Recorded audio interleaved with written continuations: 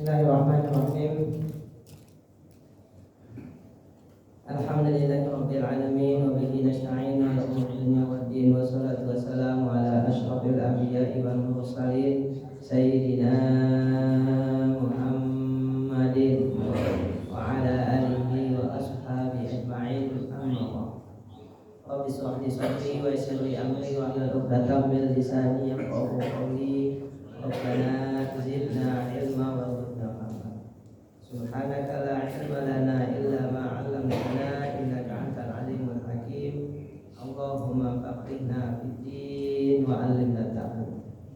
Para asatiz, para hujjaj, Bapak dan sekalian yang dirahmati Allah taala. Assalamualaikum warahmatullahi wabarakatuh. Alhamdulillah kita bisa kembali hadir bertemu pada subuh pagi hari ini di Masjid Al-Ikhwan untuk melanjutkan kajian kita pada kesempatan kali ini tentang hukum waris Islam.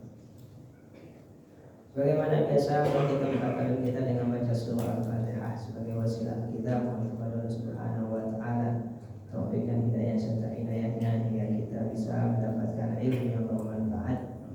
Dan tak lupa kita niatkan pada pada ini untuk orang kita, sanak famili kita, guru kita yang telah meninggal dunia, wabil khusus para wafat dan pendiri Masjid Al-Ikhwan. Ala hadini wa ala kulli niyatin salihah wa hadratin Nabi Al-Fatihah. A'udzubillahi minasyaitonir rajim. Bismillahirrahmanirrahim.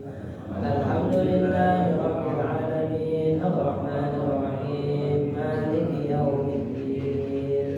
Iyyaka na'budu wa iyyaka nasta'in. Ihdinas siratal mustaqim. Siratal ladzina an'amta 'alaihim ghairil maghdubi 'alaihim waladdallin. Amin. Bismillahirrahmanirrahim. Pada pekan yang lalu kita telah menjelaskan bahwasanya pewarisan adalah perpindahan harta dari pemiliknya yang telah meninggal dunia kepada ahli warisnya. Sehingga dalam hukum waris yang dibahas adalah pertama orang yang meninggal dunia meninggalkan harta dan hartanya pindah menjadi milik ahli warisnya. Sehingga dalam hukum waris Islam yang dibahas adalah tentang pertama orang yang berhak menjadi ahli waris. Siapa yang menjadi ahli waris itu? Ya, karena seperti yang sudah kita jelaskan pada pekan yang lalu, dalam Islam setiap harta harus ada pemiliknya. Maka ketika pemiliknya meninggal dunia, harus ditetapkan siapa pemilik berikutnya. Ya. Dan dalam Islam telah ditetapkan ya siapa saja yang menjadi pemilik harta warisan tersebut atau disebutnya pewaris atau ahli waris. Yang kedua adalah bagian setiap ahli waris. Berapa besaran bagiannya? Ya, karena sifat manusia pasti ingin memiliki harta. Kalau tidak ditetapkan nanti berantem rebutan. Udah ditetapkan aja masih perebutan, gimana nggak ditetapkan? Kalau udah jelas bagiannya berapa masing-masing masih lah rebutan juga. Ya, begitu. Apalagi nggak ditetapkan.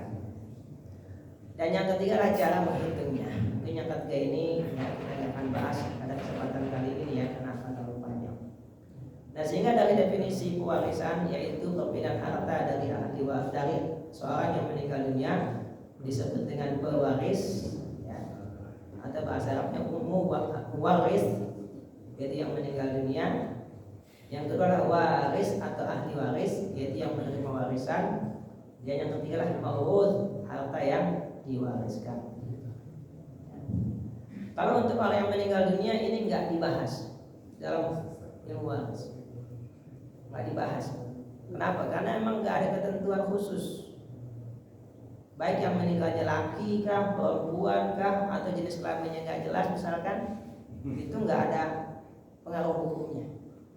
Baik yang meninggalnya orang dewasa ataupun anak-anak yang di bawah ya, umur atau bahkan mungkin yang baru sebulan kata-kata, nah itu nggak pengaruh, ya nggak pengaruh. Yang penting ada seorang meninggal dunia dan meninggalkan harta, nah gitu aja.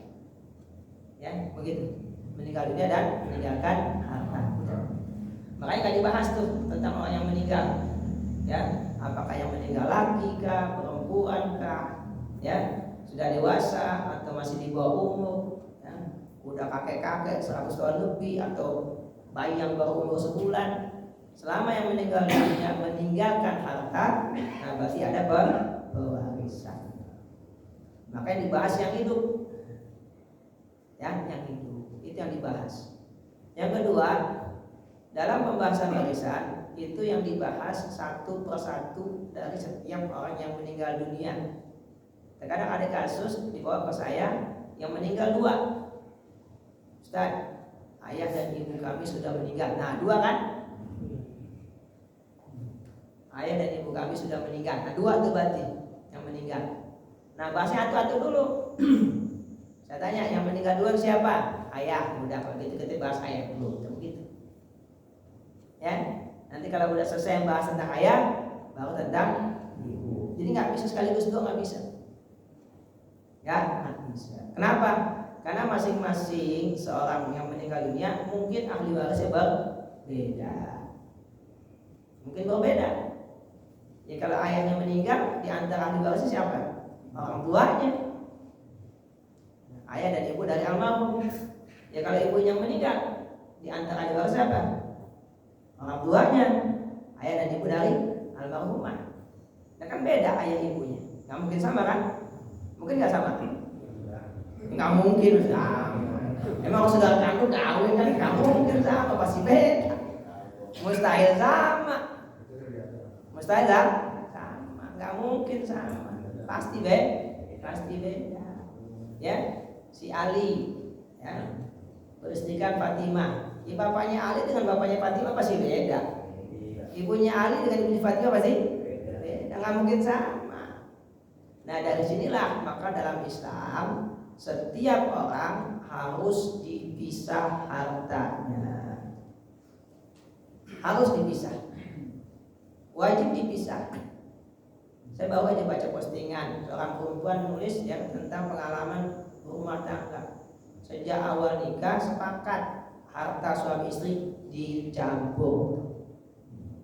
Berapapun penghasilan suami, berapapun penghasilan istri dicampur. Untuk apa? Untuk kebutuhan keluarga. Kalau menggunakan sudut pandang Islam yang seperti ini salah. Salah ya Bapak ya. Harta suami istri nggak boleh dicampur. Karena kalau meninggal repot. Saya pernah megang kasus begitu. Ya, yang meninggal suaminya, jadi ahli warisnya istri dan anak-anak. Ahli warisannya ya rumah dan bangunan. Ya, saya tanya harta almarhum yang mana? Kan begitu. Kan udah bagi harta kan, ya tanya yang mana kan gitu. Ini harta mau dibagi ini saat rumah dan bangunannya. Oke. Milik siapa? Nah, saya pasti dulu milik siapa itu? Ya. Milik saya dan suami Ustaz. Kok bisa berdua? Iya. Karena memang kami dari awal bekerja berdua. Ya. Kita bikin rumah berdua. Begitu. Terus bagian ibu apa ya? Nah, kita nggak pernah itu konsep bagian saya berapa, bagian suami berapa. Nah, begitu. Nah, terus gimana dong saya ngebaginya? Kan yang dibagikan harta suami doang, suami yang udah meninggal, ibu masih hidup.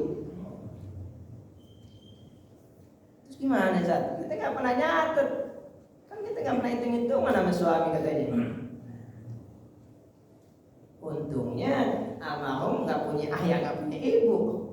Ahli waris cuma istri sama anak-anak. Coba kalau masing-masing punya orang tua, nah repot.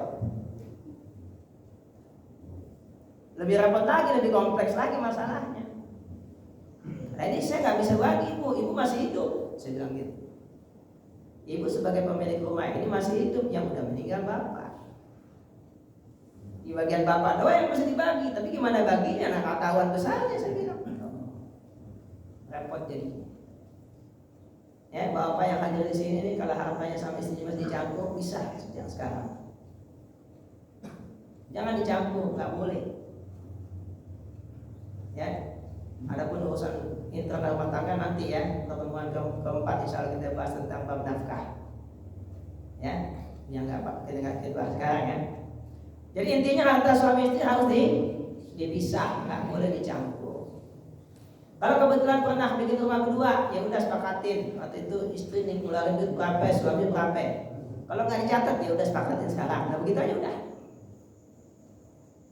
Ya, sepakatin dah. Ya udah kita sepakatin. Apakah setengah-setengah, ya kan? Apakah 6 banding 4, 7 banding 3, terserah dah, sepakatin aja. Begitu. Apalagi masing-masing masih punya orang tua. Salah jelas ya? Salah jelas ya? Jadi harta suami, harta istri nggak boleh dicampur, harus dipisah. Ya, bukan nggak boleh saling membagi. Nanti babnya insya Allah pertemuan yang keempat ya, tentang masalah nafkah. Oke, yang penting harus dipisah, jangan dicampur. Oke, agar bisa dibagi. Kalau nggak bisa dibagi, nggak selesai urusannya. Ya, jelas ya, kepemilikan bapak yang mana, kepemilikan ibu ya yang mana, kepemilikan suami yang mana, kepemilikan istri yang mana. Karena dalam Islam, istri walaupun dia secara hukum di bawah perwalian suami, kan di bawah perwalian suami itu namanya, ya kan, tetap kepemilikan atas hartanya penuh haknya. Suami nggak boleh ngambil harta istri sama sekali, kecuali istri memberikannya dengan senang hati. Jangan sebutan tuh. Ya, fa'intibna lakum an syai'im minhu nafsan faquluhu hani'an mari'a. Kalau sang istri tibna thayyib, ya, nafsan, jiwanya thayyib, enggak keberatan sama sekali enggak keberatan, dengan senang hati ngasih ke suaminya, enggak keberatan sama sekali, enggak keberatan sama sekali ngasih. Faquluhu, terimalah, hani'an mari'a. Hani'an apa? Ucapan selamat. Mari'an apa? Gampang dalamnya. Ya, jadi kalau kita nyobain orang makan, kita sebutin hani'an mari'a. Terimalah dengan senang, telanlah dengan gampang. Nah itu terjemahan letter lucknya begitu. Ya, kan kadang ada ya kita makan tapi telan susah. Kapan tuh kalau makan aja susah? Udah telanjur mesen, pas dia harganya mahal banget, waduh, telanjur susah tuh. Udah mesen mau nggak mau makan, mahal banget, susah namanya kan? Nggak ditelan udah dibeli, mau ditelan dari mahal. Nah itu nggak marian tuh ya, nggak marian yang begitu, ya, paham ya? Jadi kesimpulannya untuk bagian pertama memang tidak dibahas tentang yang meninggal dunia, ya. Yang pasti harta yang akan dibagikan harta milik penuh yang meninggal dunia. Nanti di poin harta, tapi saya nggak terus ya. Ya harta itu harus milik penuh. Ya makanya kalau masih ada milik orang lain, utang misalkan, kembalikan. Nanti ada bahasan tentang utang. Ya. Jadi harus milik penuh. Berarti kalau harta korupsi, ahli waris nggak sah tuh mewarisin harta korupsi. Balik ke negara. Gak pernah ya ada beritanya harta korupsi balik ke negara. Bingung juga saya. Aku cuma memutuskan penjara 6 tahun dan denda 100 miliar gitu doang. Enggak ada keputusannya dibalikin ya. Enggak, ini sepengetahuan saya ya, sepengetahuan saya. Ya, kayaknya saya belum pernah dengar keputusannya penjara 100 tahun gitu. Penjara 20 tahun dan mengembalikan semua hasil korupsi. Nah kan begitu, ini nggak pernah dengar kan? Nanti juga saya undang-undangnya gimana ceritanya. Ya, jadi kalau bukan miliknya nggak sah diwariskan. Nggak sah ya, nggak sah. Karena bukan miliknya, harus miliknya penuh.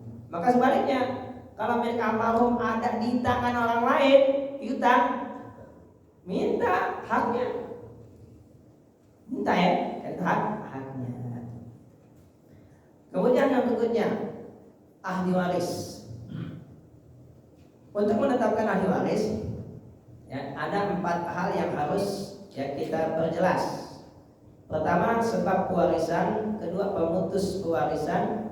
Ketiga, syarat pewarisan. Dan keempat, tingkatan ahli waris. Sebab pewarisan artinya sebab yang menjadikan seorang sah menjadi ahli waris. Ya, jika salah satu dari ketiga perkara ini ada, maka dia sah menjadi ahli waris.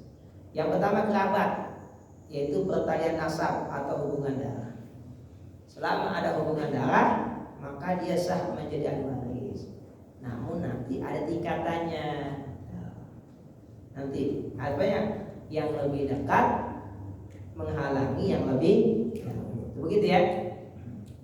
Yang lebih dekat menghalangi yang lebih jauh. Itu kaidahnya begitu. Karena di Al-Qur'an disebutkan wa ulul arhami ba'duhum aula bi ba'din fi kitabillah. Ulul arham yang punya kaitan rahim, nah itulah arham namanya. Selama ada hubungan darah, berarti namanya ulul arham. Dari garis bapak kah, dari garis ibu kah, nah itu.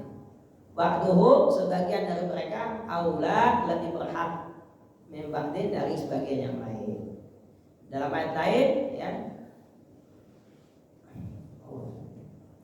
kutiba alaikum idza hadara ahadakumul mautu in taraka khairanil wasiyatu lil walidaini wal aqrabin. Jadi harta yang ditinggalkan buat siapa? Walidaini, ayah dan ibu. Wal aqrabin, jamak dari aqrab. Apa aqrab? Lebih dekat. Berarti bukan kurba. Kalau kurba nggak lihat dekat jauh. Ya, seperti dalam sedekah itu kurba. Ya kan? Wa adidal kurba haqqahu. Nah, itu kurba, kerabat, nggak lihat dekat jauh. Tapi lihatnya apa? Kebutuhan. Butuh kasih, nah begitu. Jadi nggak lihat dekat jauhnya tuh. Nggak lihat dekat jauhnya. Ya. Wa'budullaha wa la tusyriku bi syai'in wa bil walidaini ihsana wa bidzil qurba. Qurba, jadi enggak lihat dekat jauh. Ya. Qul la as'alukum ajran illa al mawaddata fil qurba. Ya. Kata Nabi, aku tidak minta imbalan dari kalian atas dakwah yang aku sampaikan. Yang ku minta cuma mawaddatan fil qurba. Cintailah kerabatku. Tuh, gak lihat jauh dekatnya tuh, yang penting kerabat Nabi. Selama masih ada nasab dengan Nabi, Allah perintahkan kita untuk mencintainya. Itu kurba ya. Tapi kalau dalam hadis akrabun, yang lebih dekat, berarti yang lebih dekat menghalangi yang lebih jauh. Ya, nanti ya urutan kerabatnya kita akan bahas. Ya. Yang kedua, an-nikah, ikatan nikah. Ya. Jika ada ikatan nikah, maka dia sah menjadi ahli waris. Ya, yang meninggal lagi berarti istrinya yang mendapat warisan. Baik istrinya 1, 2, 3 atau 4 dapat semua tuh. Ya. Kalau yang meninggal perempuan berarti suaminya. Selama ada ikatan pernikahan yang sah, maka ada pewarisan. Kalau ikatan pernikahan tidak sah, berarti nggak ada pewarisan. Ya, contohnya ikatan nikah yang nggak sah, misalkan ternyata yang dinikahin masih kerabat dekat yang nggak boleh dinikahin, kan mungkin tuh ya. Oh, ternyata masih saudara yang nggak boleh dinikahin, atau ternyata saudara sesusuan nggak boleh dinikahin dan seterusnya. Ya begitu. Atau nikah nggak sah, kenapa? Kemarin yang nikahin walinya nggak sah, kan mungkin juga. Walinya nggak sah kan begitu. Karena bukan wali yang berhak nikahin. Karena nikahnya nggak sah dan seterusnya itu dalam bab nikah. Ya, jadi kalau nikahnya tidak sah, maka tidak ada pewarisan. Begitu juga karena di negara kita ini hukum ada 2, ada hukum agama, ada hukum negara. Sekalipun nikahnya sah menurut agama tapi tidak sah menurut negara, maka otomatis nggak bisa membawa perkara warisan ke pengadilan. Karena di mata negara nikahnya nggak sah. Makanya kalau resikonya nikah di bawah tangan, susah tuh nuntut waris ke pengadilan tuh, nggak ada bukti nikahnya. Gitu ya. Makanya setiap orang mau nikah di bawah tangan lah, selalu saya ingetin. Baru semalam ada WA, dia pengen nikah di bawah tangan. Boleh saya bilang, tapi saya itu urus ya di KUA. Saya bilang gitu. Ya kan orang mau nikah buru-buru masih nunggu KUA dulu. KUA kan urusan sebulan. Dari daftar sampai nikah berapa lama? Ini yang pengalaman nih, saya nggak pengalaman. Mana saya nggak pengalaman loh. Saya orang yang ngurusin, saya nggak ngurusin sendiri. Sama terima jadi. Orang saya istri dikirimin ke paket. Saya nggak pernah ijab kabul. Saya nggak pernah kabul itu nikahan kan, ya dikirimin. Ya kan? Bukan makanan doang dikirimin, istri sudah dikirimin. Ya kan, terima jadi saya nggak pernah kabul tuh, nggak pernah ngurus ke KUA. Nggak tahu berapa lama ke KUA coba? Sebulan cukup? Ya, sebulan. Cukup ya? Dari pertama ngajuin sampai akad. Nah kalau butuhnya sekarang masih nunggu sebulan orang tak kebelet. Udah kebelet kita sebulan lagi, sebulan lagi. Nah makanya kenapa saya selalu menerima pernikahan tersebut. Bahkan malah sering menganjurkan. Ya udah kalau sama-sama sudah nikah habis itu KUA. Nah, nanti kemana-mana berdua ada halal. Terus ke KUA kan mau belanja apa ya kan, mau foto prewedding kan gitu kan. Kan zaman sekarang foto prewedding. Nikah orang udah gandengan di foto prewedding. Ya kan? Tapi tetap diurus di KUA. Gitu. Ya jangan diurus ya. Agar sah di mata agama, sah juga di mata negara. Nah jika terjadi perceraian, ini kan perceraian hukumnya ada talak 1, 2, dan 3.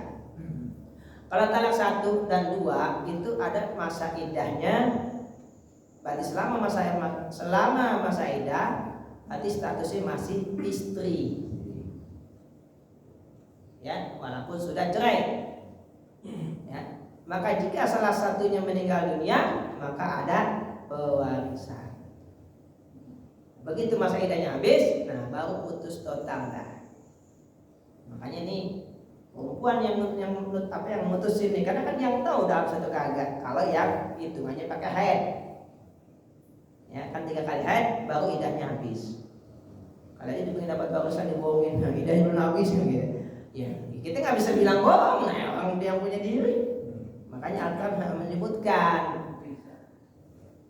wala yahillu lahunna ayyaktumna ma khalaqallahu fi arhamihinna in kunna yu'minna billahi wal yawmil akhir. Tidak halal bagi para wanita yang diceraikan untuk menyembunyikan apa yang Allah ciptakan dalam rahimnya, yaitu kehamilan atau haid, ya, jika mereka beriman kepada Allah dan hari akhirat. Tidak harus jujur. Ya. Nah kalau diceraikan dalam keadaan hamilnya baru seminggu, nah, berarti 9 bulan tuh masa iddahnya. 9 bulan masa iddah sampai melahirkan. Ya. Berarti selama itu dia masih sah untuk menjadi ahli waris. Jelas ya? Tapi kalau talak 3, begitu diucapkan kalimat talak, putus semuanya. Makanya bapak tahan-tahan ya, jatuhin talak, mikir-mikir dulu. Kali aja tapi ini mati, karena berwarisan. Sabar-sabar aja. Itu kalau punya duit banyak. Kalau punya duit dikit mungkin lain lagi pikirannya. Gitu. Mereka lebih duit banyak, sayang-sayangin aja ya, jangan diceraiin. Kali aja warisan dari abahnya banyak, ya kan? Apalagi suaminya, istrinya nggak punya anak, setengah bapak mana ya? Ya kan? Ini setengah, bayangin aja. Warisannya tanah, ya kan, 10 hektar. Setengahnya lumayan. Atau 1000 meter tapi di pinggir Kuningan. Ya kan lumayan kan? Sayang-sayangin bininya ya. Itu nikah ya. Jadi selama ada ikatan pernikahan, ya, maka sah menjadi ahli, ya, gitu. Nah yang ketiga, wala memerdekakan budak. Karena udah nggak di objeknya, saya skip ya, saya lewatin. Oke. Yang kedua, pembahasan kedua, pemutus warisan atau bahasa Arabnya mani'ul irs. Mani'ul irs, penghalang. Jadi dia secara sebab ahli waris. Misalkan dia anaknya, atau dia orang tuanya, atau dia suami atau istrinya, atau saudara dan seterusnya ya. Tapi dengan sebab ada satu dari 3 perkara, akhirnya dia putus hak warisnya. Nah, ini kemarin ada yang nanya tuh, cuma saya jawab spontan ya, saya lupa untuk poin ini. Ya, jadi dia sebenarnya sah menjadi ahli waris. Ya, misalkan dia anaknya nih, atau orang tuanya, ayah ibunya, atau suami atau istrinya, tapi dia melakukan pertama pembunuhan. Dia membunuh pewaris. Ingat, membunuh pewaris bukan bunuh orang lain. Kalau bunuh orang lain nggak ada hubungan dengan warisan. Ya, misalkan anak membunuh ayahnya, nah berarti otomatis dia batal hak warisnya. Jadi dia nggak dihitung ya, nggak dihitung. Misalkan anak ketiga, ya, nah, yang satu itu bunuh ayahnya, nah berarti dia nggak dihitung. Jadi anak ketiga 2. Gak dihitung ya, bukan terhalang lain lagi. Kalau terhalang, keberadaannya dihitung, bisa mempengaruhi ahli waris yang berhak, walaupun dia nggak dapat. Nah itu lain lagi nanti babnya. Ya kalau ini nggak dihitung, jadi nggak dianggap tidak ada. Suami bunuh istrinya, istri bunuh suaminya, abang bunuh adiknya, adik bunuh abang dan seterusnya. Ini ulama sepakat nih. Ya hadisnya, laisa lil qatili min tarkatil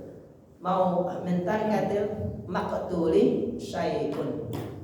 Ya, tidak ada sedikit pun untuk orang yang membunuh ya, dari warisan orang yang dia bunuh. Nah, baru kemudian ulama beda pendapatnya adalah pembunuhan yang seperti apa yang menjadi pembatal hak waris. Nah, pembunuhan itu bermacam-macam secara hukum. Pertama, pembunuhan sengaja. Kedua, pembunuhan mirip sengaja. Yang ketiga, pembunuhan tidak sengaja. Yang keempat, pembunuhan ya, dengan cara menyebabkan. Kalau definisi pembunuhan ulama sepakat, yaitu menghilangkan nyawa. Itu definisinya, menghilangkan nyawa. Atau lebih tepatnya, perbuatan menghilangkan nyawa. Itu namanya pembunuhan. Berarti kalau perbuatannya tidak menghilangkan nyawa, berarti tidak terjadi pembunuhan. Mungkin hanya usaha pembunuhan. Itu bedanya. Ya, memang dia taruh racun tuh, ternyata nggak mati. Nah, berarti nggak ada pembunuhan, cuma usaha pembunuhan. Begitu ya? Jelas batas apa batasnya? Adapun pembunuhan sengaja itu harus terpenuhi 2 unsur. Pertama, dia melakukan penyerangan. Yang kedua, menggunakan alat yang mematikan. Jika salah satu dari 2 unsur ini tidak terpenuhi, maka pembunuhannya dikatakan bukan sengaja. Misalkan menyerang, tapi nggak menggunakan alat yang mematikan, seperti kisah Nabi Musa memukul ya, orang Mesir. Ya, itu nyerang beneran tuh, tapi nggak menggunakan alat yang mematikan, kan cuma mukul, nonjok, nah gitu. Tapi kalau dia menyerang dengan alat mematikan, pakai pisau, udah pasti sengaja. Nggak usah pakai diusut motif-motifnya, buang-buang waktu, ya kan? Kalau apa motifnya? Dalam Islam nggak dilihat motif, nggak dilihat sama sekali. Selama bukti material ya ditemukan, pelaku menyerang. Kalau menyerang pasti sengaja ya. Ingat kalimat ya, menyerang. Nanti beda dengan membela diri. Ya, menyerang bukan bela diri ya, menyerang. Ya tidak bahasa Arabnya. Ya, menyerang bukan bela diri. Kalau bela diri nanti bela lagi. Menyerang menggunakan alat yang mematikan. Jadi kalau dibahas lagi lah motivasinya berbulan-bulan udah jelas kok. Si A nembak pakai pistol. Oh, saya nggak sengaja. Gimana ceritanya? Mau nembak pakai pistol kok nggak sengaja? Nah, kecuali perbuatannya bukan menyerang. Polisi mengejar penjahat, nah, itu bukan menyerang, karena emang ya, kecuali dia salah prosedur, ya kan? Itu ada ketentuannya. Selama nggak menjadi prosedur, ya tentu polisinya tidak disalahkan. Polisi membidik penjahat, ternyata meleset, yang kena orang lain, nah itu tidak sengaja. Ya, kepanjangan kalau saya detailin. Kesimpulannya, panjang perbedaan pendapat, tapi saya kasih dua pendapat yang antara timur dan baratnya ya. Kalau pendapat mazhab Syafi'i, semua bentuk pembunuhan menyebabkan batal hak waris, walaupun hanya menyebabkan. Bapak gali lubang depan rumah, nggak dikasih pengaman, ayahnya pagi-pagi lewat, yang lihat kecemplung jatuh mati, nah nggak dapat warisan tuh.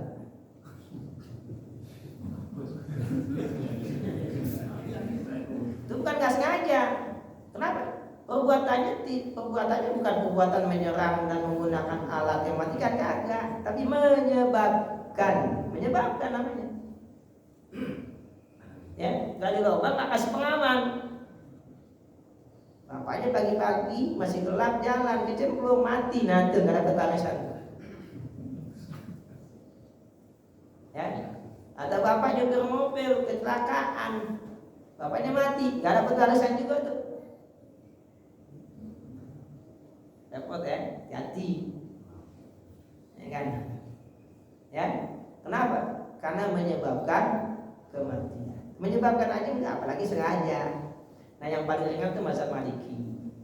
Dalam mazhab Maliki, pembunuhan yang membatalkan hak waris hanya pembunuhan yang sengaja.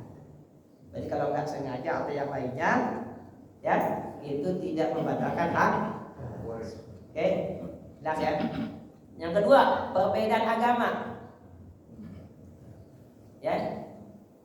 Pewarisnya agamanya Islam, ahli warisnya agamanya non-Islam. Nah, berarti ahli warisnya nggak dapat warisan. Nggak dapat warisan. Dalam hadis Nabi, riwayat Muslim, nama hadis Nabi, sekali lagi, la yarithul muslimul kafira walal kafirul muslimah. Muslim tidak mewarisi kafir dan kafir tidak mewarisi muslim. Nah, ini pendapat jumhur ulama nih. Ya. Jadi sebaliknya, yang meninggal non muslim, ahli warisnya muslim, maka nggak ada pewarisan juga. Tapi ada satu pendapat, kalau nggak salah Ibnu Abbas ya, saya lupa persisnya, mungkin nanti saya cek lagi ya.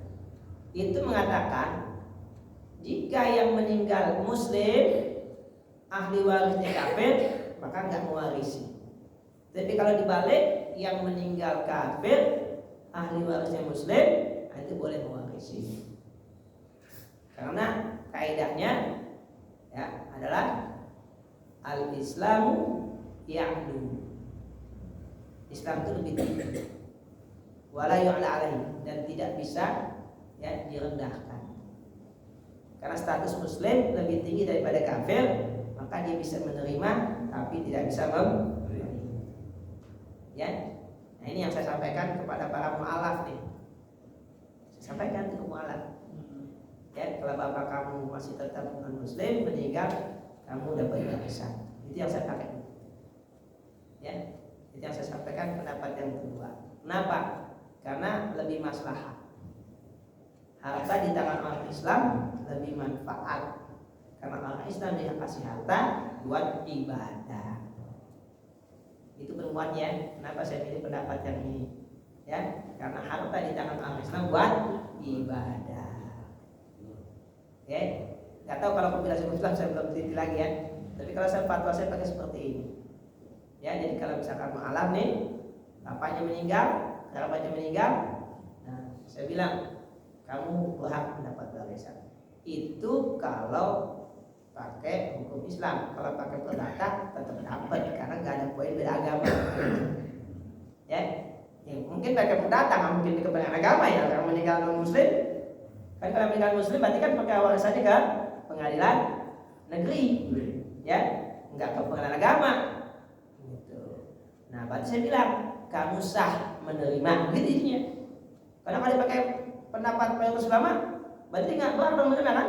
Wah, kalau gitu saya nggak berhak menerima. Kan saya Muslim, bapak saya non Muslim. Saya bilang terima, saya bilang. Ya, jadi nanti pembagiannya di pengadilan negeri pakai perdata. Nah, di perdata itu nggak ada permasalahan agama. Ya, karena emang nggak berbahasa agama ya. Nah, sehingga kamu sah menerimanya. Saya bilang begitu, sah, terima, halal seperti itu. Ya, karena harta di tangan orang Muslim lebih baik daripada di tangan non Muslim. Pemutus yang ketiga perbudakan, sama seperti tadi karena nggak ada objeknya kita nggak bahas. Kemudian yang ketiga syarat. Ya, syarat warisan ada 3. Pertama, kepastian meninggalnya pewaris. Jadi pasti meninggal. Kalau baru koma, ya belum, tunggu koma belum titik. Karena memang ada, Ustaz, orang tua kita udah nggak bisa ngapa-ngapain, nggak bisa ngapa-ngapain udah. Ini pun pakai alat bantu begitu, pakai alat bantu, ya kan? Pakai alat bantu katanya, gitu. Boleh nggak kita bagi orang? Nggak boleh, saya bilang masih hidup. Ya habis gimana Ustaz? Asetnya banyak, tapi kan nggak bisa ngurusin. Akan ada hukumnya, saya bilang. Ketika pemilik harta sudah tidak bisa melakukan perbuatan hukum, maka para keluarga bisa mengajukan ke pengadilan memiliki hak perwalian. Bisa saja urus di pengadilan. Nanti kalian sah untuk mengurus aset, ya, bapak kalian. Begitu sah, saya bilang. Ya, tapi urus di pengadilan. Sehingga nanti kalian memiliki kekuatan hukum untuk mengelola aset bapak kalian yang sudah tidak bisa ngapa-ngapain, begitu, ya. Tapi nggak boleh bagi waris, tetap masih milik orang tua karena masih hidup, gitu, ya. Jadi nggak boleh dibagi waris sampai dipastikan meninggal. Oke. Nah, meninggal ini mungkin meninggalnya secara pasti, yaitu dibuktikan atau dipertegas oleh tim medis, ya, yang lebih ngerti, diperkuat lagi oleh surat keterangan, ya, agar memiliki kekuatan hukum. Kalau di Mesir tuh nggak boleh nguburin orang kalau belum ada surat kematian. Kalau ada orang nguburin belum ada surat kematian, itu dipidana. Kalau di sini gimana? Nggak ada. Iya, makanya suka ada cerita orang dikuburin hidup lagi gitu. Kalau mati dikuburin, ya kan? Harus ada surat kematian dari pemerintah setempat. Mungkin kalau kita kelurahan gitu ya, harus ada. Kalau belum ada surat kematian, belum boleh dikuburin. Kalau dikuburin, maka yang mengubur bisa dipidana. Ya, begitu. Nah, mungkin juga kematiannya berdasarkan keputusan hakim. Gimana kasusnya? Menghilang puluhan tahun. Nanti hakim yang memutus itu.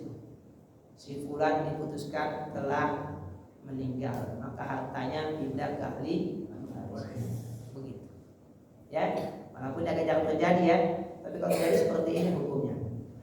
Syarat yang kedua, kepastian hidupnya ahli waris saat pewaris meninggal. Jadi harus dihidup. Kalau nggak hidup dia nggak jadi ahli waris. Makanya udah meninggal nggak dihidup. Anaknya 5, tapi yang nomor 1 udah meninggal duluan daripada bapaknya, ya nggak dihidup. Tetap 4 anaknya, nggak 5. Jadi harus dipastikan ya ahli waris baik hidup. Karena ya kaidahnya orang yang sudah meninggal tidak lagi punya hak milik. Yang ada hak miliknya pindah ke yang hidup. Lain hanya dia hidup ketika pewaris meninggal, tapi meninggal sebelum menerima haknya. Nah, lain lagi tuh, ya kan? Bapaknya meninggal 20 tahun yang lalu, sampai sekarang belum dibagi warisannya. Yaitu ahli waris meninggal sebelum menerima haknya. Nah, itu haknya nggak gugur tuh, tetap dihitung. haknya pindah ke ahli waris pengganti namanya. Gitu ya. Jadi selama si fulan hidup saat waris meninggal, berarti dia sah menjadi ahli waris. Walaupun selisihnya cuma semenit, 2 menit, katakanlah 5 menit, sejam. Makanya harus dipastikan si fulan meninggal tanggal berapa, jam berapa. Pasti itu. Ya, pasti. Jadi kalau ada 2 orang meninggal, bapak dan anaknya meninggal, pastiin siapa yang meninggal duluan. Kalau tidak bisa dipastikan siapa yang meninggal lebih dahulu, maka tidak ada pewarisan di antara mereka. Gak ada. Ya, jadi si anak gak bisa jadi ahli waris bapaknya, si bapak tidak bisa menjadi ahli waris anaknya. Kalau tidak bisa dipastikan siapa yang meninggal lebih dahulu. Disampaikan nih ke tim medis yang suka nolong orang kecelakaan ya, dipantau. Ya, kadang-kadang ada yang meninggal di jalan, ya kan? Ketika diangkat, diselamatkan, belum meninggal. Sebelum nyampe rumah sakit, meninggal. Nah, itu pentingnya ya.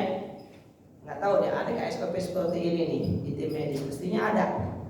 Saya rasa ada sih ya. Kan mereka mantau terus sepanjang jalan, biar harus kasih report ya. Pastikan mereka ada laporan, nggak mungkin enggak. Si A meninggal tanggal sekian, jam sekian, pastiin. Kalau tidak bisa dipastikan, maka tidak bisa ada pewarisan. Ya, kecelakaan di mobil, kecelakaan di jalan, suami istri meninggal, dua-duanya meninggal. Dipastikan itu siapa yang meninggal duluan. Kalau nggak bisa dipastikan, berarti nggak ada pewarisan karena syaratnya tidak terpenuhi. Yang ketiga, pengetahuan tentang garis pewarisan. Artinya apa? Kamu garis mana? Saya garis ayah. Jadi sebagai ayah, atau sebagai ibu, atau sebagai kakek, dan seterusnya. Ini penting karena untuk menentukan kedudukan warisannya.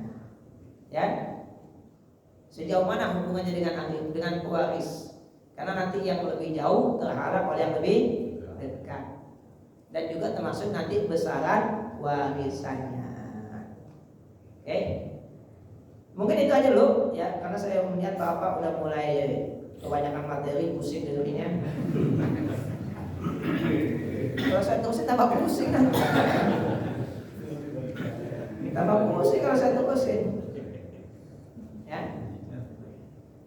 ya, ada mau nanya? Banyak banget tuh. Ya udah, silakan kasih mic-nya.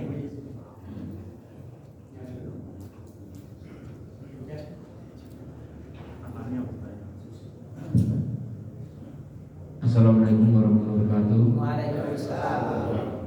Nah tadi yang terkait tentang ya menerima waris itu ada kasus kalau yang hilang nggak tahu itu sudah meninggal atau belum, sudah pulang tahun gitu, nah itu gimana? Ya itu tadi, hakim yang akan memutuskan, ya kan, apakah dia diputuskan sudah mati atau belum.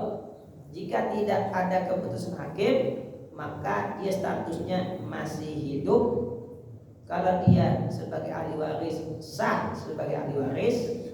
Kalau dia ya punya harta dan belum meninggal, berarti hartanya nggak boleh dibagikan ke ahli waris.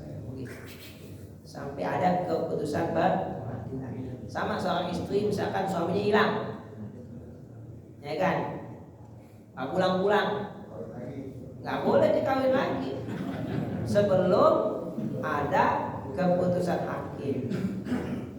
Ya, atau suaminya ninggalin lama banget, silakan adukan ke pengadilan. Kan di taklik talak begitu. Jika suami meninggalkan istri selama 3 bulan berturut-turut, itu jika yang pertama tuh. Ini kalau bahasa hukum kan klausul ya.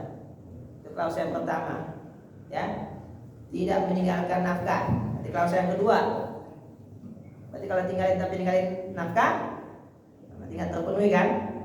Klausul yang ketiga apa? Istri tidak redo. Nah begitu. Tidak ada 3 klausul tuh. Ninggalnya 3 bulan berturut-turut. Tadi kalau 3 bulan, sebulan pulang, pergi lagi sebulan, nah itu berarti kamu syarat tuh. Betul kan kalimatnya ya? Itulah kan? 3 bulan ya, berturut-turut kan? Tidak meninggalkan nafkah, kan gitu ya? Berarti kalau tinggalin 3 bulan, 6 bulan tapi tinggalin nafkah, berarti istrinya berhak tuntut. Gitu ya? Begitu. Oke? Dan istrinya redo. Berarti kalau istri redo, ya udah nggak apa-apa. Nah kalau istrinya redo, ajukan ke pengadilan. Suami saya nikahin udah 6 bulan, nggak ngirimin nafkah. Nah, gitu. Ya kan?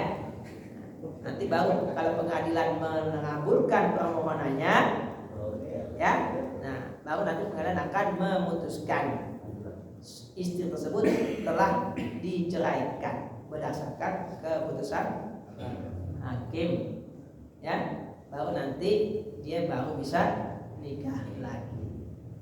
Oke, ya. Soalnya jelas ya, kalau suami nggak berlaku ya, karena istrinya masih ada aja boleh nikah lagi ya. Nggak harus nunggu istrinya hilang, kagak. Nggak harus nunggu istrinya hilang ya. Mau nikah lagi juga silakan. Istri lagi tidur juga nikah lagi juga boleh. Udah dijawab ya pertanyaannya. Silakan. Itu tadi siapa yang angkat tangan? Ya. Apa benar anak yang bin ibu tidak dapat waris? Oke, anak bin ibu berarti nggak ada bin bapaknya. Kan yang salah emak atau bapaknya. Iya. Masih. Ya kan?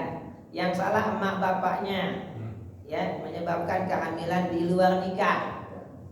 Secara hukum anak yang lahir tidak memiliki nasab ke bapak biologisnya. Secara biologis bapaknya karena dia yang bikin. Tapi secara hukum bukan bapaknya. Karena secara hukum bukan bapaknya, maka pertama nggak berhak mendapatkan nasab. Yang kedua nggak berhak mendapatkan waris. Yang ketiga tidak bisa jadi wali.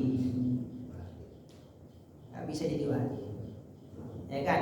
Yang keempat, mereka secara hukum bukan mahram. Bukan mahram. Cuma satu yang bisa dia tuntut, hak nafkah. Hak nafkah masih bisa dia minta dari bapak biologisnya, ya kan? Jadi kalau hubungannya cuma bapak biologis, maka dia nggak bisa menjadi ahli waris. Boleh nggak dapat? Boleh, tapi bukan warisan, wasiat nanti. Ya kan? Ini kata almarhum sebelum meninggal, dia kan tahu tuh emang secara hukum bukan anaknya, ya kan? Tapi dia gedein dari kecil sampai gede, ya. Tahu karena bukan anak secara hukum, nasabnya enggak, warisan enggak, dibuatlah wasiat, ya. Nanti buat si fulan ya, kasih ya. Boleh. Jadi bukan warisan ya, wasiat. Boleh ya, tapi bukan warisan. Saya pernah pegang kasus seperti itu pernah, ya kan, begitu. Ya, kalau emang almarhum bikin wasiat seperti itu boleh. Contohnya nih, yang saya pegang kasus beda agama, bukan masalah nasab. Ya ada seorang ibu, ya, itu punya suami mu'alaf. Suaminya mu'alaf, anak-anaknya kagak, ya kan? Harta banyak banget. Kebetulan memang bukan orang Indonesia, orang Belanda, ya kan? Nah dari ibu ini nggak punya anak, punya anak dari ibu yang pertama, istri yang pertama. Berarti kan ahli warisnya secara hukum cuma istrinya doang. Istrinya doang itu, yang apa peninggalannya? Anak-anak gimana? Secara hukum nggak dapat karena dia non muslim. Terus dia bilang, tapi almarhum bilang suruh bagi. Nah kan begitu. Oh begitu. Nah, berarti secara hukum namanya wasiat. Nah wasiat itu nggak ada ketentuan harus muslim. Nanti ada bab wasiat ya. Berarti boleh, nggak apa-apa.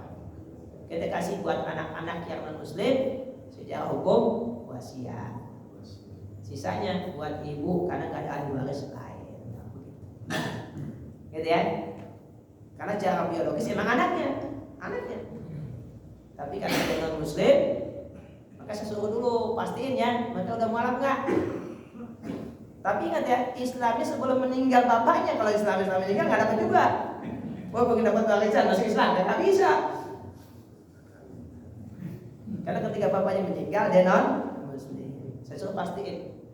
Ya dia bilang di sana kayaknya kalau nanya agama kesannya kurang etis. Bukan masalah etis, ini masalah hukum. Saya bilang pastiin mereka muslim bukan ketika bapaknya meninggal. Kalau mereka muslim, mereka berhak sebagai anak. Tapi kalau mereka bukan muslim, mereka enggak berhak. Gitu ya. Nolnya kan ya. Jadi kalau misalkan anak, tadi kan bahasanya bin ibu ya.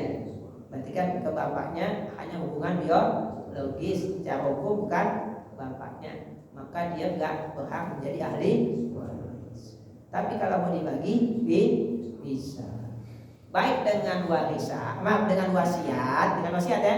Kalaupun tidak ada wasiat, tapi ahli waris yang lain mau bagi, boleh. Mau bagi ya? Boleh, mau bagi. Ya kan? Kan harta sah milik ahli waris. Tapi dia mau bagi, boleh juga. Boleh. Ya. Dan kalau saya memberikan pendapat, kalau memang hartanya banyak, sebaiknya dibagi. Tapi saya nggak bisa mengharuskan ya, hanya menganjurkan, ya, agar hubungan mereka tetap. Mereka paling kan dikasih ibu, walaupun nggak seberapa, begitu. Nanti jawab ya, silakan. Nah, mic-nya kasih mic-nya biar yang lain dengar.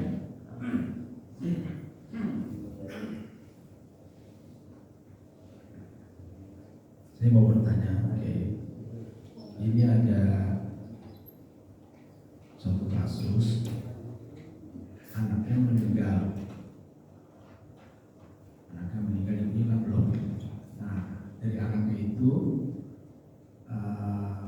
ibunya kan dapat 1/6 ya. Tapi dalam pembagian waris anaknya itu bersikuku harus ada harta guna gini dulu gitu. Iya. Ya. Istrinya mungkin ya. Yang meninggal laki perempuan. Yang meninggal anaknya laki. Nah, berarti istrinya yang pengen harta gunung gini dulu. Ibunya.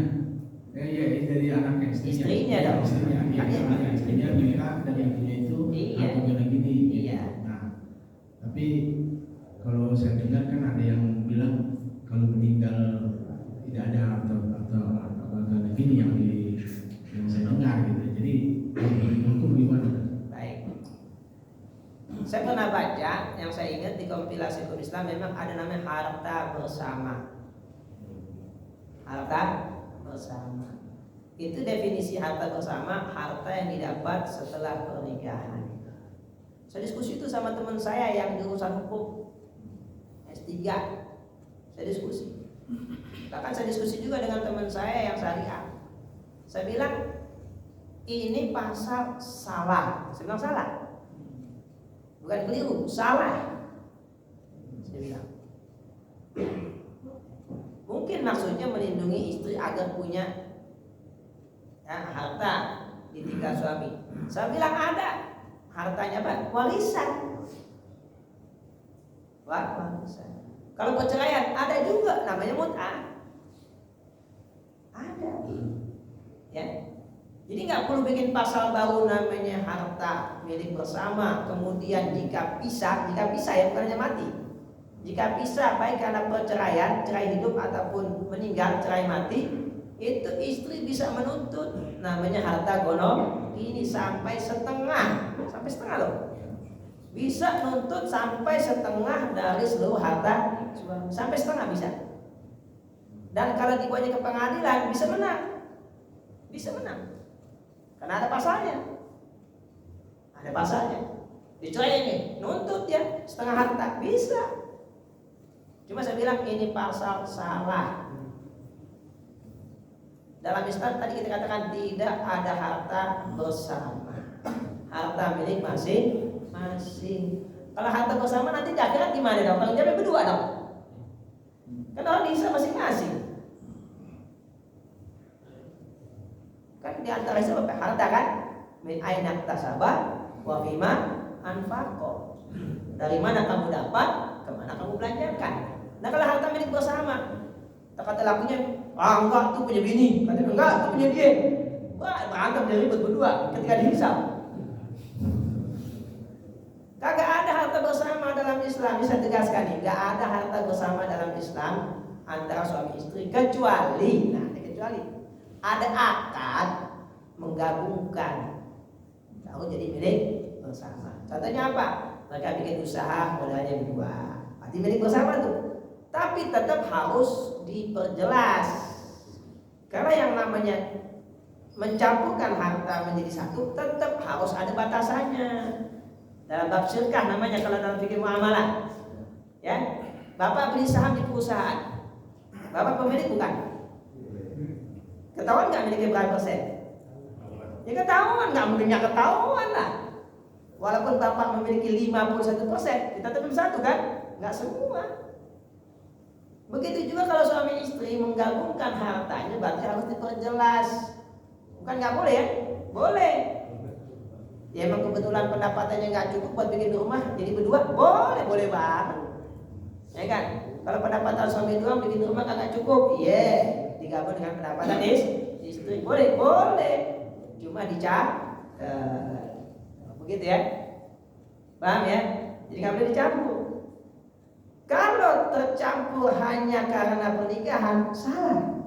Kan akad nikah itu bukan akad muamalah keuangan, bukan muamalah maliyah.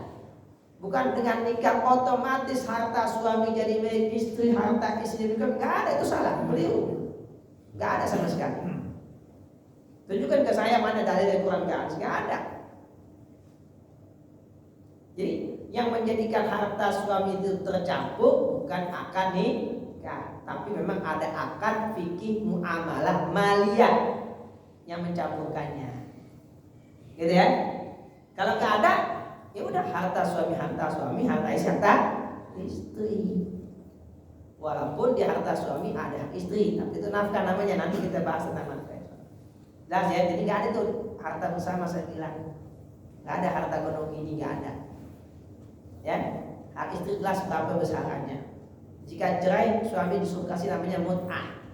Ada juga di Al-Quran, walil mutallaqati mata'un bil ma'ruf. Ya, wanita yang ditalak berhak mendapatkan mut'ah, pemberian yang besarannya disesuaikan dengan kondisi suami. Wa 'alal muqtiri qadaruhu wa 'alal musi'i qadaruhu. Yang hartanya sempit dia kasih tetap walaupun sekedarnya. Yang hartanya luas kasihlah sesuai dengan kelaparan, itu ada. Tapi bukan gonogi. Ya, jadi nggak ada atau gonogi, nggak ada. Ya nggak ada. Maka begitu jelas mana harta suami, mana istri. Coba bayangin, kalau istri minta setengah harta suami, setengahnya buat dia, dapat lagi bagian istri.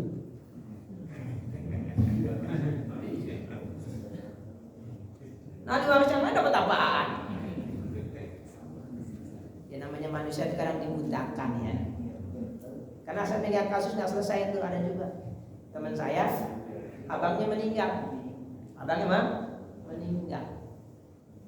Itu istrinya nggak mau tuh dibagi waris, padahal bapaknya masih ada.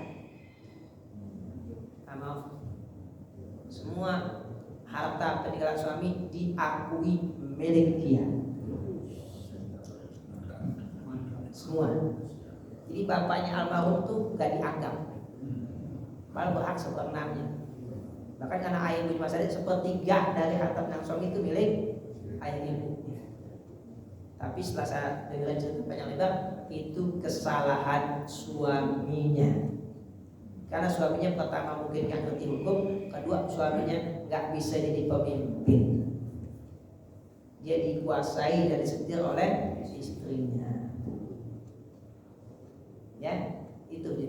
Jadi repot tuh. Apalagi kalau aset-asetnya udah nama isi semua, ya udah selesai dah. Selesai. Ya kan? Ente kalau ke pengadilan kalah, udah saya bilang udah kalah dah. Ya kan? Ente menang hukum akhirat, hukum dunia kalah, saya bilang udah. Ya kan? Makanya bapak kalau punya aset jangan dikit-dikit namain istri. Di tanah namain istri, gue namain istri. Gak perlu ya. Nggak perlu, namanya ini masing-masing gitu. Pakai bareng-bareng, nikmatin bareng-bareng, tapi kepemilikan harus jelas milik siapa. Ya, rumah punya istri, bapak nempatin, boleh nggak apa-apa, silakan. Ya, rumah bapak dikontrakin, tinggal di rumah istri, silakan nggak apa-apa. Ya kan? Tadi kepemilikan harus jelas milik siapa. Ya, saya diskusi itu sama teman saya jurusan hukum. Saya bilang logika Islamnya nggak benar. Saya bilang ada harta gonogi.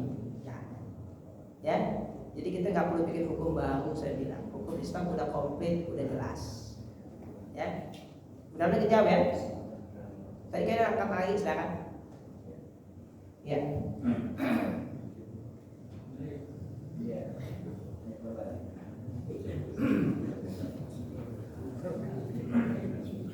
Assalamualaikum warahmatullahi wabarakatuh. Waalaikumsalam warahmatullahi wabarakatuh. Dalam satu keluarga misalnya ada 5 orang anak, kemudian salah satu anak ini pernah memperbaiki rumah orang tuanya, taruhlah 100 juta misalnya. Ya.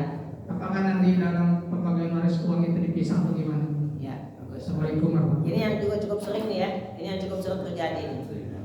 Ya kan? Tanah rumah milik ayahnya.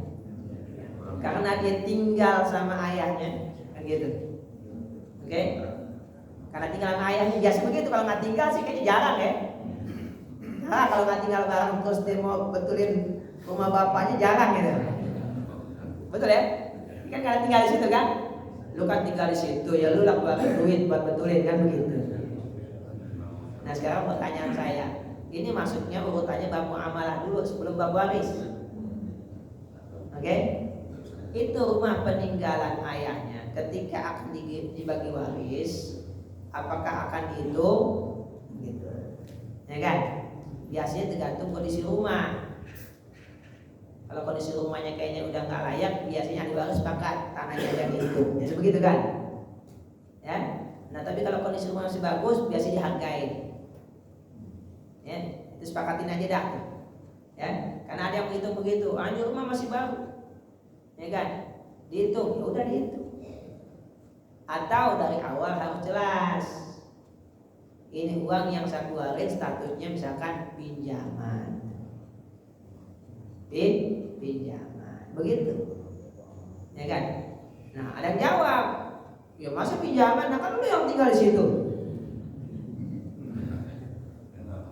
Ya kan, yang lain kontrak. Kan mungkin begitu ya. Nah, yang seperti ini diselesaikan menurut saya itu lebih dominan masalah ya yang sifatnya kekeluargaan daripada masalah hukum. Gitu. Kenapa? Karena memang ada ketercampuran harta ya, dan ketercampuran penggunaan, ya kan? Nah, lo tinggal di rumah apa? Nah, kita kan pada rumah sendiri beli, lo nggak beli di rumah. Atau lo kan gak ngeluarin duit buat kontrak, nah gue ngeluarin duit buat kontrak. Nanti kadang begitu ya? Betul ya? Nah, ya wajar dong kalau lo ngeluarin duit buat betulin rumah, nah kan begitu. Gimana? Wajar kan? Yang lain kan ngeluarin duit buat kontrak, yang lain ngeluarin duit buat di rumah, nah lo tinggal nempatin dong, tinggal sama abah. Nah, ya kan? Gak pakai bikin rumah. Coba lo bikin rumah butuh berapa? 500 juta, 400 juta kan begitu. Kan gitu ya? Seperti itu. Nah, ini perlu dibicarakan baik-baik secara musyawarah. Jadi saya nggak bisa jawab secara final ya, nggak bisa jawab di majelis seperti ini, nggak bisa ya. Kalau mau namanya dijawabnya hadir semua dimusyawarahkan. Jadi jawabannya nggak bisa final pak ya, nggak bisa. Ya jawaban seperti ini nggak bisa final di majelis seperti ini, nggak bisa. Ya karena nggak bisa hanya dengan teori. Seperti yang saya pernah sampaikan pada kesempatan sebelumnya, dalam pembagian warisan itu harus dua hal yang diindahkan. Pertama, hubungan dengan Allah, yaitu kepatuhan hukum kita pada hukum Allah. Yang kedua, hubungan dengan sesama kerabat. Itu kan di surat An-Nisa 1 kan begitu. Ya. Wattaqullahalladzi tasaaluna bihi wal arhama. Jadi yang perlu kita takuti dua, ittaqullah. Yang kedua wal arhama, hubungan kerahiman. Ya, begitu. Makanya kenapa dalam Islam aturannya nggak dibikin baku. Nggak dibikin baku ya. Kenapa? Karena antara satu keluarga dengan yang lain, mungkin penyelesaiannya berbeda. Makanya saya nggak bisa jawab final Pak ya, nggak bisa. Ya, itu yang harus dijawab, dihadiri oleh semua ahli waris. Gitu penjelasannya Pak ya. Ada lagi? 5 menit lagi dah, sampai setengah 7 pas. Ya silakan. Kapan sih waris itu dibagikan? Apakah masih ada ibunya atau tinggal anak-anaknya aja? Ya bagus. Seperti yang sudah kita jelaskan pada pertemuan yang lalu, harta yang ditinggal mati oleh pemiliknya, secara hukum langsung sah menjadi milik ahli waris. Jadi nggak perlu akad, ya nggak perlu ijab kabul, nggak perlu ijab kabul nggak, ya kan? Nggak perlu si bapak bilang, ntar kalau bapak meninggal nih buat lu, walaupun yang ngomong gitu memang buat ahli warisnya, nggak pakai ijab kabul gitu ya. Nggak perlu ijab kabul ya, otomatis saat itu juga pindah jadi miliknya. Maka dalam permasalahan fikih ya dicontohin masalahnya begini. Ini ada si anak jual mobil bapaknya. Berarti kan nggak sah kalau bapaknya yang di sini. Nah, mobil bapaknya ya, mobil bapak dijual. Nggak lama kemudian bapaknya meninggal. Berarti kan jadi mobil dia. Nah, makanya sebagian orang mengatakan kalau gitu nggak perlu diulang akadnya. Jadi akadnya nggak perlu diulang, untuk kenapa? Walaupun tadi akadnya ketika dia jual belum miliknya, tapi sekarang udah jadi miliknya, nah itu nggak perlu diulang akadnya. Ya begitu. Ya itu namanya tasrih, atau memperbaiki akad. Memang akadnya salah, tapi kan sekarang terbukti ternyata jadi milik dia kan. Nah udah nggak perlu diulang, sah. Nggak perlu ulang akadnya tuh. Oh kemarin nggak sah tuh, ente jual belum milik ente, ulangin lagi akadnya. Nggak perlu. Ini namanya taisir ya, pemudahan dalam masalah muamalah. Ya, kenapa kok tidak perlu diulang? Ya karena tidak ada akibat hukum yang disebabkan tanpa pengulangan. Beda dengan kalau nikah kalau salah harus diulang. Ya itu bedanya. Oke? Tapi dalam bab muamalah salah kemudian jadi benar tidak perlu diulang. Oke? Ya. Nah maka dengan demikian, karena sudah menjadi milik ahli waris, berarti harus secepat mungkin pertama ditetapkan siapa ahli warisnya. Tetapkan. Kita di kasus teman saya, ya kan? Saya bilang begini, ente bikin aja fatwa waris kalau bapak ahli waris yang sah, walaupun tidak bisa mengambil haknya karena dikuasai oleh istri almarhum. Begitu. Itu yang pertama saya bilang. Yang kedua, kalau dirasa memang sulit untuk mengambil haknya, ya bikin aja si bapak hibah haknya untuk anaknya almarhum, berarti cucunya kan? Ya, karena mereka kakek pasti sayang sama cucu kan? Udah, jadi nanti bagian ayah sah untuk ya, anaknya almarhum atau cucunya. Saya bilang begitu ya. Itu bikin secara resmi saya bilang di notaris akan dihibah, ya, di mana si bapak sah memiliki bagian warisan dan dihibahkan ke anaknya almarhum. Jadi walaupun secara fisik belum menguasai haknya, tapi secara hukum diperjelas statusnya. Nah, kata pertama begitu ya, statusnya.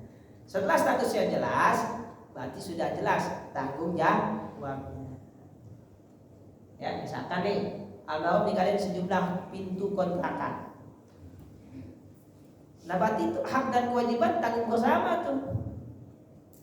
Berarti kalau ada perbaikan pakai hasil kontrakan, hasil kontrakannya dibagiin walaupun belum dipecah.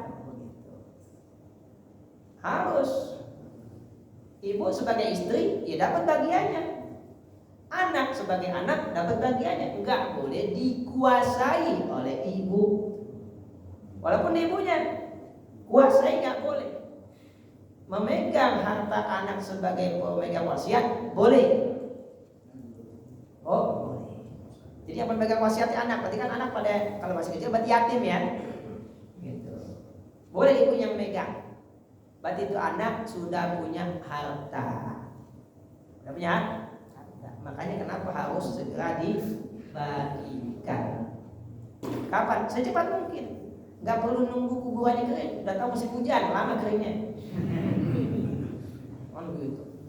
Ngomong warisan kuburan masih basah. Ya gimana kapan nunggu keringnya lagi musim hujan? Kadang-kadang begitu ngomongnya. Kalau kuburan masih basah ngomong warisan. Nggak mau dibagi. Nggak kering-kering. Ya kan? Si anak tuh yang mati loh. Memang ada benar, Ustaz. Ayah meninggal udah 25 tahun, Ustaz. Tapi si abang kagak mau bagi warisan tuh. Ada, saya mau begitu. Itu rumah yang nempatin abang. Oh, yang nempatin abang. 25 tahun dia nempatin warisan sendirian. Zalim. Zalim. Begitu. Nggak boleh. Ya. Makanya harus segera dibagikan. Nah, kalau yang sifatnya hartanya bisa dibagikan langsung, uang misalkan, langsung bagikan. Ya, kalau anaknya masih di bawah umur, bikinin rekening, masukin ke rekening dia, ya kan? Investasikan buat masa depannya, begitu. Jangan dimakan anak ibunya sendiri, walaupun itu ibunya, atau dia ibunya, tak boleh. Itu hak anaknya, hak anak. Ini yang meninggal bininya, ya kan? Warisannya bininya kebetulan masih banyak perhiasan. Dikawin lagi, jadi mas kawin, boleh nggak? Boleh nggak? Boleh nggak? Ya boleh sebesar haknya gitu, nggak boleh sebesar haknya dia aja. Haknya sebagai suami berapa? Seperempat, ya seperempatnya aja, jangan semuanya. Ada hak anaknya di situ, paham ya? Boleh, tapi sebesar haknya. Kalau semuanya nggak boleh, ada hak anak di situ, gitu ya? Tetap itu hak anak, nggak boleh dimakan oleh bapak ibunya, ya. Nanti babnya kita lanjutin dalam bab nafkah tuh, karena udah punya harta masing-masing. Ya, jadi harus secepatnya, jangan ditunda-tunda. Ya, lebih cepat lebih baik. Ya, apalagi sampai ahli waris meninggal belum nerima haknya. Itu anaknya, abah dapat warisan tapi belum terima satu. Begitu. Kita mau minta sama paman gak dikasih-kasih, Allah. Ada begitu.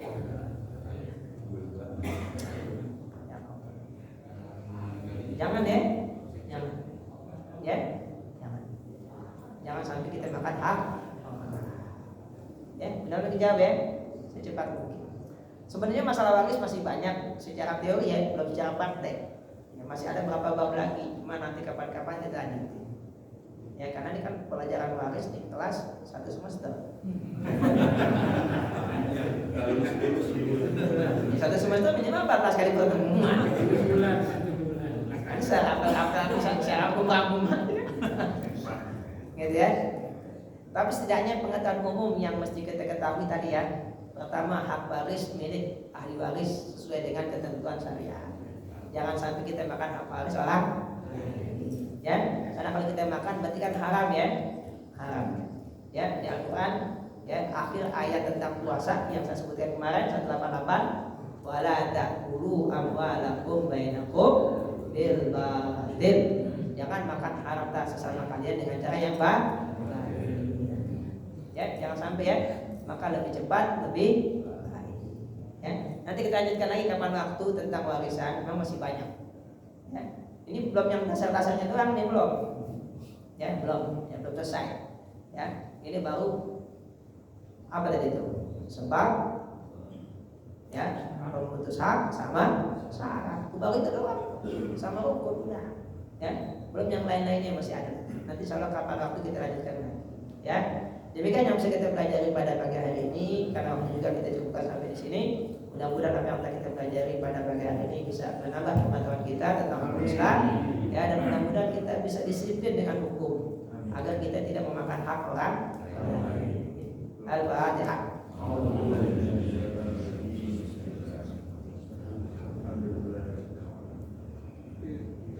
Iyyaka na'budu wa iyyaka nasta'in.